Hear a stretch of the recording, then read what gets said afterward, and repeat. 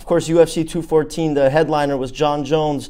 You guys went to college together. You've known him for a long time. Was there a specific time back then when you saw John Jones and you're like, wow, this guy might be one of the greatest fighters he might in the future? Yeah, 100%. I recognized his talents and his skill level back in college, freshman year, my freshman year. He was a he was transferring out of Iowa Central. He was a JUCO college national champ his first year there. He was a New York State champion.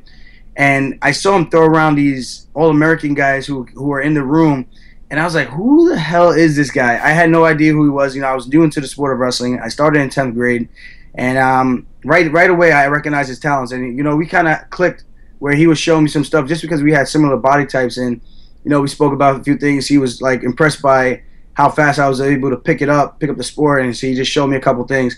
And then when I transferred schools, I went to Cortland, and he ended up just training right down the road, and I reached out to him on MySpace, and the rest was history. I came down there, and I remember seeing his videos, his fights, his Brazilian Jiu-Jitsu competitions, and I was like, man, this guy is just a beast of an athlete. He's just a student of the game. He picks it up so easily, and he puts in a lot of time and puts in a lot of work.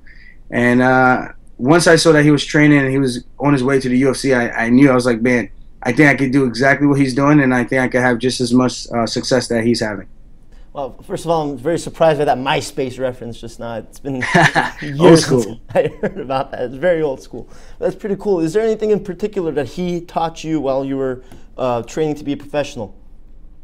You just gotta be a student of the game. He told me that was the one of the things he always told me. Always be a student of the game. Always think that you could learn something from somebody, even if they weren't necessarily someone that people would look up to. So even the amateur walking in the room, or even the new guy who's never even trained before, he's like, everyone's got different perspectives on stuff. So it's always nice to not kind of tune them out. Try to see what they can offer, see what you can take from it, and use it to add into your arsenal, or using it just keep it stored in a database for maybe future reference.